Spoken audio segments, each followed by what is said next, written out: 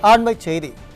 சுதந்திர போராட்ட வீரரும் இந்திய கம்யூனிஸ்ட் கட்சியின் மூத்த தலைவருமான தோழர் நல்லக்கண்ணு மறைவுக்கு அதிமுக பொதுச் செயலாளரும் எதிர்க்கட்சி தலைவருமான எடப்பாடி கே பழனிசாமி இரங்கல் தெரிவித்துள்ளார்.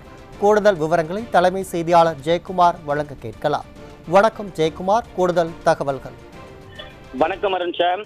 இந்திய கம்யூனிஸ்ட் கட்சியினுடைய மூத்த தலைவரும் சுதந்திர போராட்ட வீரரும் தலைசிறந்த தொழிற்சங்கவாதியுமான திரு இரா நல்லக்கண்ணு அவர்கள் உடல்நலக் குறைவால் மருத்துவமனையில் அனுமதிக்கப்பட்டு சிகிச்சை பெற்று வந்த நிலையில் காலமானார் என்கிற செய்தி கேட்டு மிகுந்த வருத்தமுற்றேன் என்று அனைத்து இந்திய அண்ணா திராவிட முன்னேற்ற கழகத்துடைய பொதுச் செயலாளரும் சட்டமன்ற எதிர்க்கட்சி தலைவரும் முன்னாள் முதலமைச்சருமான புரட்சித் தமிழர் எடப்பாடி கே பழனிசாமி அவர்கள் தனது ஆழ்ந்த இரங்கலை தெரிவித்துக் கொண்டிருக்கிறார். அவர் வெளியிட்டுள்ள இரங்கல் செய்தியிலே, இதயத்தையும் புரட்சி தலைவி அம்மா அவர்களுடைய பேரன்பை பெற்றவரும் அனைவரிடத்திலும் அன்போடும் பாசத்தோடும் பழகக்கூடியவருமான திரு இரா நல்லக்கண்ணு அவர்கள் தொழிலாளர்களுடைய நியாயமான கோரிக்கைகளை நிறைவேற்றி தருவதற்காக பல்வேறு போராட்டங்களையும் ஆர்ப்பாட்டங்களையும் நடத்தி வெற்றி கண்டவர் என்று தெரிவித்திருக்கிறார்.